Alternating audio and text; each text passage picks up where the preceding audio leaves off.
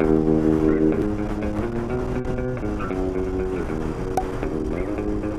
you've ever spent more money on a motorcycle jacket than on the helmet that you wear on your head, go ahead and hit that like and subscribe button.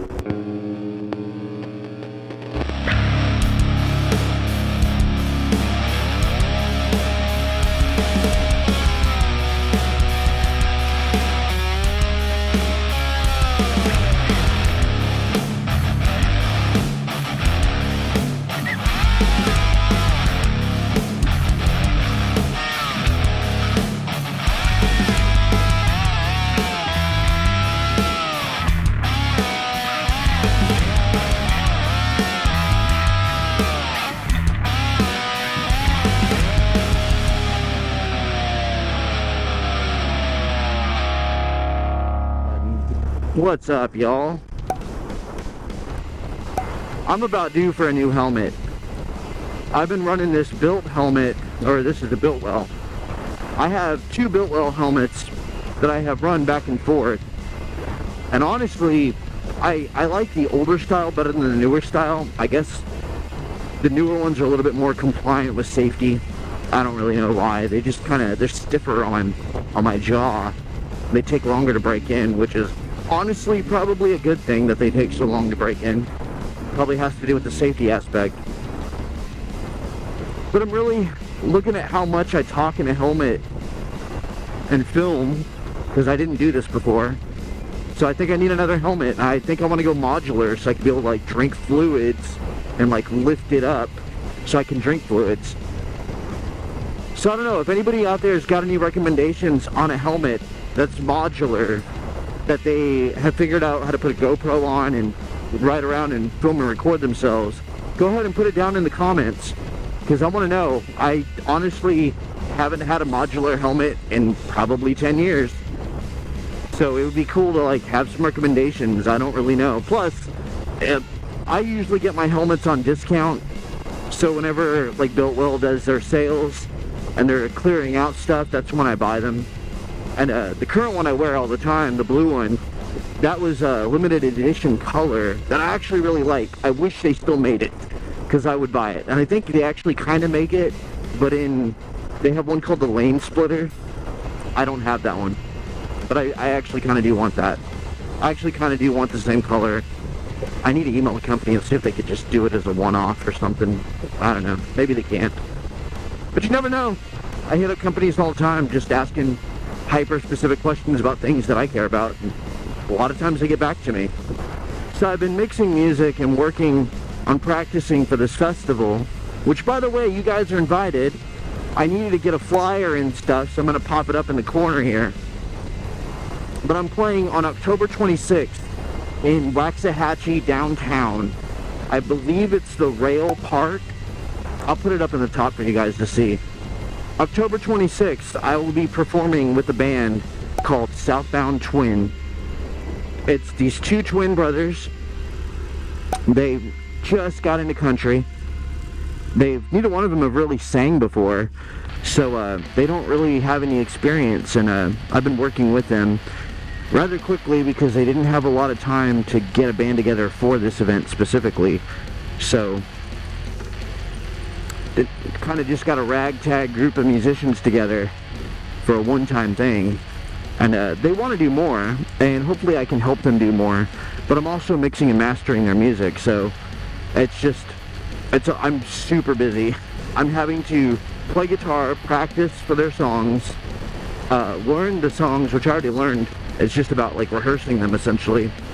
It's about rehearsing the original songs they have and figuring out arrangements to play them live, and then having to go through and mix and master in my other free time. So it's just been truly intensive, and I haven't had a lot of time to like make other videos and other content, and I had a lot of things planned, honestly. So I'm not upset, but I had a lot of goals that I wanted to work on, and I'm still gonna try to do it. I've enlisted another friend of mine to help me in making some of the content, because I need at least another camera guy for a couple things. I asked the guy to come out and help me we're supposed to work out getting together, but those videos might be pushed back. And honestly, I might be filming stuff all the way into next year and just release it next year, because that honestly at the moment seems like a better deal. But I'm still around, I'm still kicking. If you guys want to come out and watch me, October 26th, downtown Waxahachie, it's a family-free event. You can come out, bring your kids, bring your family. That dude is just totally watching me right now. I think he was like, because I talk with my hands sometimes when I ride, and I had my hand up in the air, and I think he was totally looking at me like, what is that motorcycle guy doing? Because I had my hand out and I'm like talking. But if you're free, you're local to the Dallas area, North Texas, a little bit of Central Texas, or middle of nowhere essentially, come out. I'll be playing downtown Waxahachie, the rail. I don't know what time yet exactly, but I know the event is something like 11 o'clock to 6, 7. It's a family event. It's free to the public. Anybody can come. There's going to be a lot of good music. It's called the Crossroads Country Music Festival. I think it's hosted by Ellis County. But I'll be playing, and Mrs. MotoRock will be there with my kids. We gotta get the kids a name. I called them the Brats, but I also kind of refer to you guys as Brats. Y'all just don't know it. I'll figure out a name. Maybe the Moto Kids. Maybe, oh, you know what? The Moto Kids Ultra. MK Ultra.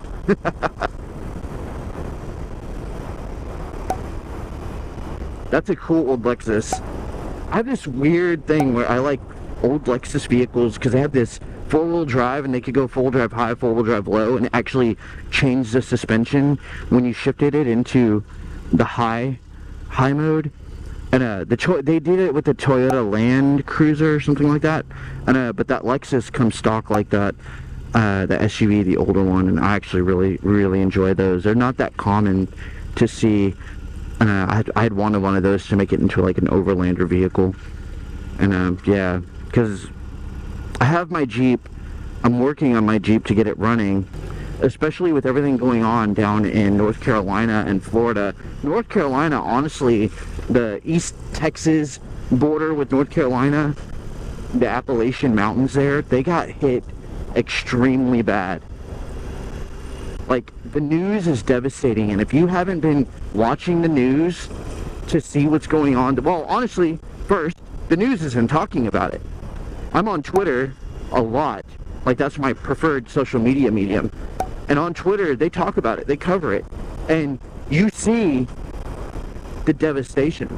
You see the people talking about entire towns are wiped out. And not only that, but they know the people didn't evacuate because the poverty level there is so low. These people weren't going to leave the land, their property, or their house. And the entire town is missing, and you just don't even see it in the news. They just disregard it. They're like, well, if we don't have physical bodies, we don't know they're missing. Never mind the fact that there's like 5-10 feet of mud covering everything that used to be flat level because of the mudslides down the mountain. And then you have vultures just circling around these areas because they can smell the decay, but they can't get to it because it's covered in mud and silt and dirt. It's just such a horrible thing. My heart goes out to the people in North Carolina. I know there's a couple of convoys that left from Texas to go there. There's a convoy that went from New Mexico to go there and help. They're with a mule packing team. They're taking supplies in. I've seen a lot of like celebrities you would not expect going down there. I saw Dr. Phil. I'm going to introduce you real quick to Dr. Phil. You watch TV, you may have seen him on TV. How are you? We were driving down this gravel road here to head up to a location to set up a Starlink unit, and this wonderful lady flagged us down named Sue. She's 83 and she lives in this cute little house here, and she came out and said, you know, I don't want to cause any trouble, but could somebody help me? She said, I'm here, I don't have any power, I don't have any water, I don't have any food, I don't have any ability to get anywhere. I had heart surgery 2 weeks ago. if I had a generator and be one of them Coleman stoves and Okay. some of them little things I can stay at home. Well, we get you one. If you could just drop one off, but it's not that simple. You gotta get it and get a bright plug, hook it up to the breaker box, get the house turned on, hook it up to her well, get water going. We've already got a generator here. We're fueling it up right now. We actually had one with us in our caravan, so we're already got her hooked up to a generator. But we got to get it turned on, get the right kind of plug, and then get things going. She just had heart surgery, and she's here by herself. She's fallen. She got a mark on her forehead here. She went from just being so forlorn to being so uplifted and laughing, and I'm just so glad we stopped, so glad she flagged us down. It's so lonesome I can't hardly go. We're going to continue on and set up this Starlink that Elon Musk has provided to us and get it hooked up. By the time we get back, I think we'll have everything set up and get her turned on. It's just a typical story. A person up here lost, isolated, needing help. So glad we stopped. So glad she flagged us down. Phil go down there with his own convoy, and he was delivering water and filming what he was doing to get the word out, because the government's not coming in to help anybody there. It's a political year, and it's not politically advantageous for them to go there. It's just so sad overall. And Florida just got hit by Milton. I was watching that hurricane as it was going on, and it looked like it didn't hit as hard, which is really good. It died down, because I have family that did not evacuate in Florida, and they were supposed to get hit by the eye, and they did not evacuate. But luckily it died down over land, and the eye lost its strength, and it kind of dissolved down into like a category 3, then a category 2, and then it crossed over. There's another motorcyclist YouTuber on here named Shade Tree Surgeon, and he's got an awesome video that I began watching, and it's him riding through the storm, but when it was about to hit, he took his motorcycle and he rode through the damage that had already gone through from Hurricane Helene. And then he was just riding through kind of the storms that were coming up before the hurricane. There was a lot of flooding and water already. He just kind of rode his bike through and was showing how the damage from Helene was still sitting there, and they were about to get hit again.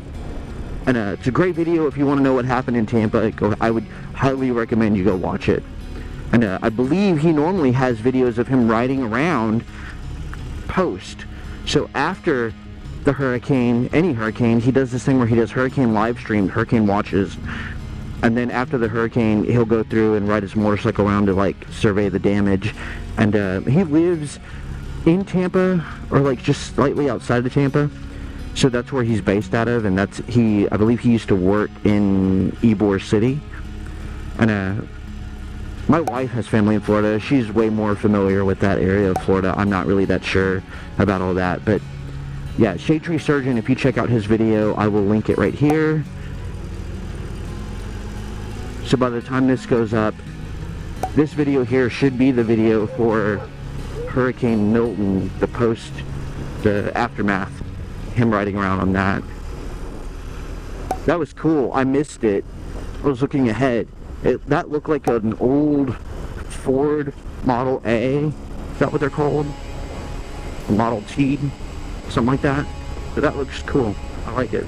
I'm still looking for a truck or some type of old vehicle. I go back and forth between wanting a four-wheel drive vehicle and just wanting a cool old truck that I can use kind of as my personal utility vehicle, because a lot of times when I go out, like I'm doing a band practice or rehearsal, or I'm meeting somebody to talk about music stuff, I don't necessarily need to, maybe the weather's not good and I can't ride, or I have to do some other errand, but I also don't need to take like such a large SUV. And I've been taking either my wife's vehicle or the Jeep, and they're just, my wife's vehicle's better on gas than my Jeep, but the Jeep is just a dog. They are not made to be aerodynamic. They're cool, they are not aerodynamic. So I'm like, well, if I was just going to be me inside of a vehicle, maybe taking a dog with me on an errand, I wouldn't mind just a truck. And if I'm going to have just a truck, I want like a single cab, something that's just fun to drive, that I can just pick up some stuff, throw it in the bed, go around, do my thing. And that's kind of why I've been looking for classic trucks. I've been on the hunt, and I haven't really found what I'm looking for. And I don't know exactly what I'm looking for because I've never been a truck guy, but I have an idea of some things that I want. And then as most things like a motorcycle person would, as soon as I get it, I know I'm going to want to customize certain things to me. I mean, if you ride a motorcycle, you are super familiar with customizing your bike for you in some way. Like, even directly in front of me right now, everything that you see in frame of view is stock. But that is not. Well, this guy suddenly braked. That's awesome. Good thing I was paying attention. But yeah, if you look in front of me, you see this. That's from my GoPro. There's a video last year where this actually fell off and rolled onto the ground, and I had to go walk the highway to go get it. But this is aftermarket. I bought that online and put it on here. And that's only customization you can see up front. I do have some parts that have come in, I just have not had the time to install them, where I want to relocate my mirrors and also relocate my turn signals down here, and I want to put them on the end over here. I just have to figure out the wiring for it, find the diagram, hook it up, but I want to clean up my handlebars where they look a little bit more streamlined. And the only reason I really haven't done it yet is because I'm playing around with the idea of bringing my bars back a little bit and a little bit higher. So where they sit right now, like here, I would like to have them like right about here. So kind of apes, but maybe mini apes, not like super high up, just directly in front of me. That's kind of my normal comfort level, and I actually enjoy this riding position, but I feel like if I had them directly in front of me, that's just a little preference I want. And I haven't honestly found the bars that I want to get either. I need to shop online for those to figure out what those are. Yeah, I do have another accessory that's custom made that's coming for the bike right now, and just talked to the guy yesterday actually. Pretty excited about that, so that should be on its way pretty soon. You might not see it till next month, but I'll probably do an install video and show you guys. And pretty cool though. I'm truly digging it, which also really pushes the idea that I really do want the bars up kind of higher. And part of it is like I'm indecisive on whether I want bars that are black or if I want to stay with this chrome. And then also I need whatever bars, these wires go through the bars, which is super sleek, but I have never done wires through bars, so I had to have to figure out if I have the room to remove them, put them through the bars, because I've honestly never done it. If you've ever put your cables through your handlebars, tell me down in the comments, because I have never done that. I've always just, I'll be honest, the only time I ever really moved bars around was like on, you know, old Japanese bikes and Harleys, and the cables are all, you know, out external, so it didn't really matter. Which actually, come to think of it, oh no, that's the brake cable. But the cables are all external, they don't really matter, so I don't really know how to do that. It'd be cool if there's somebody out there that's local to North Texas, to Central Texas, that does know how to do it and can maybe help me and doesn't mind being on film. If you're watching, hit me up, because I don't know how to do the cables through the bars that well. And if I end up doing the bars like that, which I think I will, I really do want the handlebars a little higher. I think that would be just a little bit more comfortable for me. A little longer than a few minutes later. Looks like I got a fire truck or an ambulance behind me, but they don't have their sirens going. So I don't know if they're gonna turn or if they're still coming. It's like super early and nobody is awake or out. That might be why they don't have their alarms going. Nope, they turned. Alright, so let's do dad advice. First, use your blinker. I pushed the button to reset it instead of actually turning my blinker on, which, that's my bad. I know somebody would go down in the comments and say something like, hey, you didn't use your blinker, you didn't stop at a stop sign. I don't know why people have the need to do that. For the most part, I edit a lot of things out like that. And I might leave one or two things in, but sometimes I do cut jumps and it looks like I didn't stop, but I actually did, and I just kept going through because nobody wants to see me sitting at a stoplight talking smack about the guy over there not moving. But that aside, dad advice. Today's dad advice. See, turn signal. That's not the dad advice. Today's dad advice. Build things with your kids. I've got a project coming up. I may or may not film. I'm not sure yet. Because a lot of times I don't really film things I do with my family. Y'all don't see them very much on here. Now if you go out and meet me in real life, come to one of these events where we're talking about doing another event, we got a bunch of people on Twitter actually saying they're interested in doing a meet and greet hangout for chips, queso, and margaritas. So that sounds like something that a lot of people might come to. If you're interested, follow me on Twitter, follow Texas Moto Life on Twitter, and let's watch it and make it happen. But build things with your kids. If you build things like you have projects and things you have to do it with your kids. Don't just build it so that your kids can take advantage of it later. Build it with them so they can understand the work that went into it. It'll be a core memory for them seeing their dad or their mom build the thing that they play on. They will have that memory. That will be there. And it might get recessed by everything else in life, but they will remember that you built it. And they will remember more that they built it too. And that's how you can teach your kids to have pride in building something themselves and having that work. And treat them. Don't just build it and make it a chore. Treat them. Have them help you build whatever it is.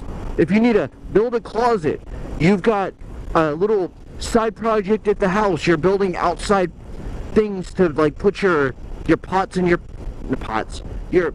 if you're trying to build something that you have your plants in, or you're building a chicken coop, or you're building a play set, anything that you're building, do it with your kids. Have them involved in a little way, because it'll go a lot longer in their memory that it's like, oh, I can help in these things, and by helping in these things, I can take advantages of the fruits of my labor when it's built.